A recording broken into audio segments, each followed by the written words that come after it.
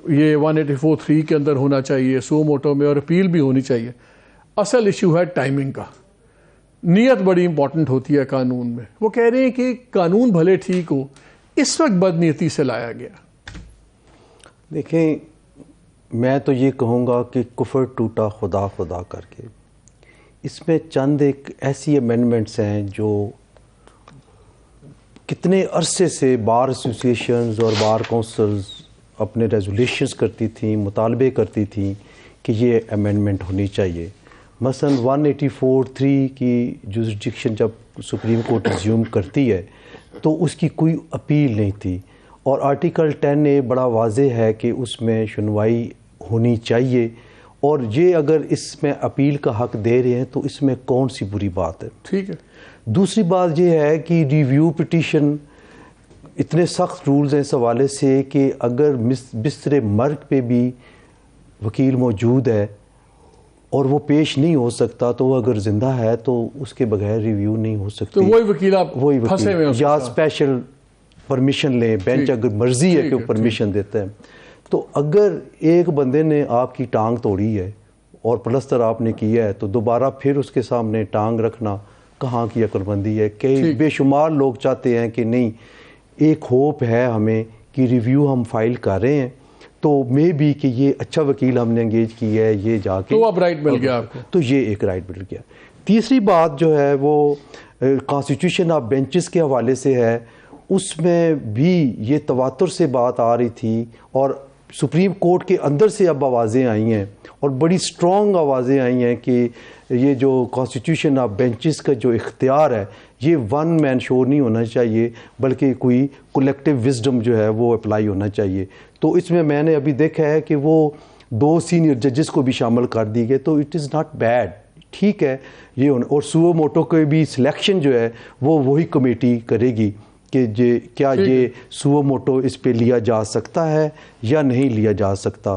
اور چوتھی جو سب سے اہم بات ہے جو عام پبلک کی ہے، عام لٹیگینٹ کو ہے، کہ آپ یقین کریں کہ اس وقت سب سے زیادہ پرابلم یہ ہوتی ہے کہ کیس فائل کرتے ہیں آپ، ساتھ سٹے کی اپلیکیشن ہے اور وہ کیس اس کی پہلی ہیئرنگ 3-4 سال کے بعد ہوتی ہے اور اس وقت تک پانی پول کے نیچے سے اپیل کی ہیئرنگ 14 دن میں 14 دن میں ہو جائے گی، جو بھی ہے واٹ ایور میں بھی. تو تلوار مثلا آپ نے آ کے میری بلڈنگ پہ قبضہ کر لیا ہے، ہاں، اب اگر میں ارجنٹ اپیل میں جاتا ہوں تو مجھے 14 دن میں ہو جائے گی. 14 دن میں ہو جائے گی، بات ختم. یہ جو بات کر رہے ہیں شعیب صاحب، میرے خیال میں تو یہ 191 بڑا کلیئر ہے، سبجیکٹ ٹو کانسٹیٹیوشن اینڈ لا. تو لا اگر یہ بن جاتا ہے تو پھر اس پہ کمپلیکیشن کیا ہے؟ کوئی کمپلیکیشن نہیں ہے. لا جو ہے وہ اس کو ایتھرائز کرتا ہے کانسٹیٹیوشن.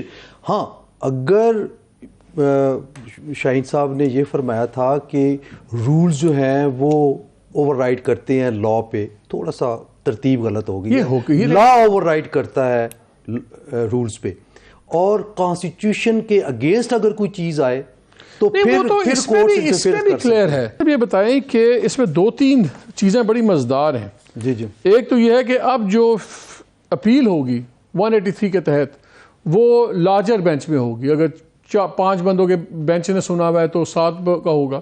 مجھے یاد ہے جو اوریجنل ڈرافٹ ان کا پچھلے سال بنا تھا اس میں ایک پرپوزل یہ تھی کہ جو بھی بینچ 184(3) سنے یا دوسرے تو اس کی جو اپیل ہوگی وہ ڈبل کم از کم ہونے چاہیے. اگر 5 ہے تو 11 کا سنیں، 3 ہے تو 7 کا سنیں.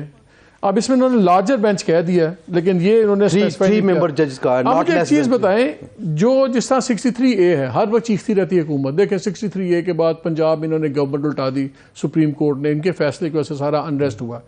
اب 63A کا ریویو پڑا ہوا ہے، اس سے گورنمنٹ کو وہاں کوئی فائدہ ہوگا کہ وہ 63 کے وہ بس علیحدہ وہ ریویو ہی رہے گا کیونکہ اب اس کا بینیفٹ نہیں اٹھا سکتے چونکہ اپیل کی میعاد ختم ہو چکی ہے. تو میری سمجھ میں تو یہی بات آئی ہے کہ ایز اٹ از وہ ریویو ہی رہے گا. تو پھر شعیب صاحب ایک بات بتائیں، اگر کرنٹ کیسز میں کوئی سٹیٹس چینج نہیں ہونا، جس طرح اس تک بیٹھی ہوئی ہے سپریم کورٹ میں آج چل رہا ہے، وہ انہوں نے سو موٹو پٹیشن لی ہوئی ہے سب 10 والی، یہ جو مسئلہ چل رہا ہے کہ جی کس کے پاس پاور ہے کس کے پاس پاور نہیں ہے، الیکشن کمیشن اوور رول کر سکتا ہے پریزیڈنٹ کو کہ نہیں اپنی ڈیٹ دے سکتا ہے. اس پہ اگر یہ بینچ فیصلہ دیتا ہے اس کی اپیل ہوگی اس وقت.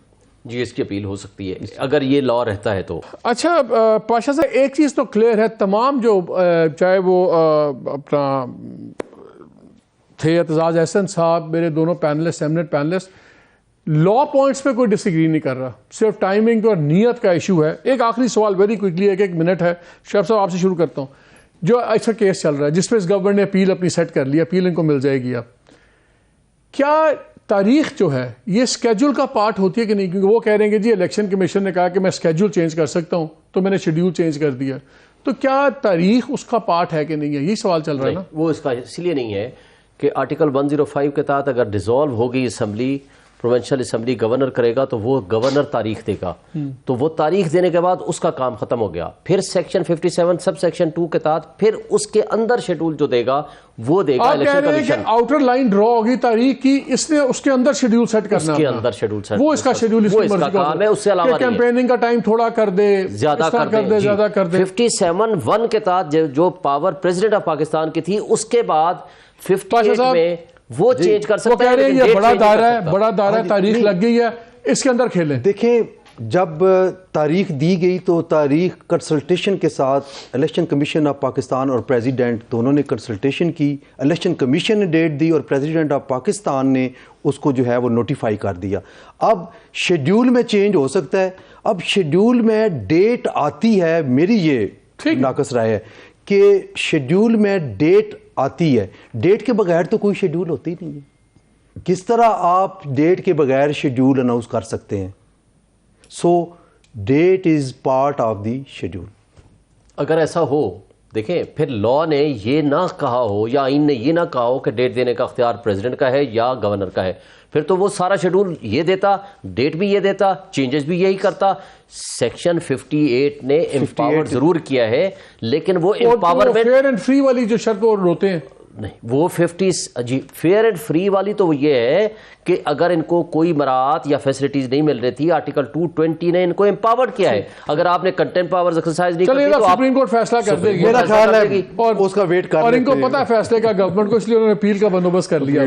ٹھیک ہے نا, چلے آپ لوگوں کا بہت شکریہ. ناظرین ایک چیز تو بڑی کلیئر ہے, جو سی یہ ریفارمز آئی ہیں, اس ریفارم سے نظر آتا ہے کہ کسی کو اعتراض نہیں ہے. یہ بڑی پرانی لانگ سٹینڈنگ ڈیمانڈز نہیں ہیں. چاہیے تو یہ تھا کہ جو گورنمنٹ نے ریفارم پیکج پہلے بنایا تھا اسے 6-7 ماہ پہلے, پورے کا پھر پورا ہی لے آتے. اس میں ایلیویشن آف ججز کا معاملہ بھی تھا, کیسے ججز اپوائنٹ ہوں گے, کیسے ججز ہٹائے جائیں گے. جو جسٹس افتخار چودھری نے ریڈنڈنٹ کر دیا تھا پارلیمان کو, سب کچھ اپنے پاس لے آئے تھے, وہ کیسے ہوگا. جوڈیشل کاؤنسل کا کیا سٹیٹس ہوگا. اس میں یہ بھی پارٹ تھا اس ریفارم میں کہ شریعت کورٹ کو ختم کریں, فیڈرل شریعت کورٹ کو, اور شریعت بینچز بنا دیں ہائی کورٹس میں, جس طرح سپریم کورٹ میں ایک بینچ بنا ہوا ہے تاکہ کاسٹ کم ہو, سب کچھ وہ ٹھیک پراپر. یہ نظر آ رہا ہے کہ یہ نیڈ بیسڈ آج جو ریفارمز آ رہی ہیں یہ نیڈ بیسڈ ہیں, اور جب آپ نیڈ بیس کرتے ہیں تو پھر وہ اس کی نیت ڈیفینیٹلی اس پہ سوال اٹھ جاتے ہیں. اچھی چیز بھی بری بن جاتی ہے, لیکن پرابلم ہماری یہی ہے. اگر آج پی ٹی آئی بات چیت کرنے کی بات کر رہی ہے تو تب کر رہی ہے جب بالکل ایک بند گلی نظر آ رہی ہے. گورنمنٹ نے وہی ریفارمز جو ویسے کرنی چاہیے تھی تب کی, جب اپنی گردن مصیبت میں نظر آ رہی ہے. دس از انفارچونیٹ کہ صحیح چیزیں غلط طریقے سے کرنے سے اچھی والی چیز غلط ہو جاتی ہے. بٹ لیٹس ہوپ کہ یہ جو ریفارمز ہیں اس کا عام آدمی کو تو کچھ فائدہ ہوگا. باقی جہاں تک رہی پولیٹیکل چیز, یہ تو ابھی کھل رہی ہے اور اس میں تو ابھی گند اور بھی پڑے گا.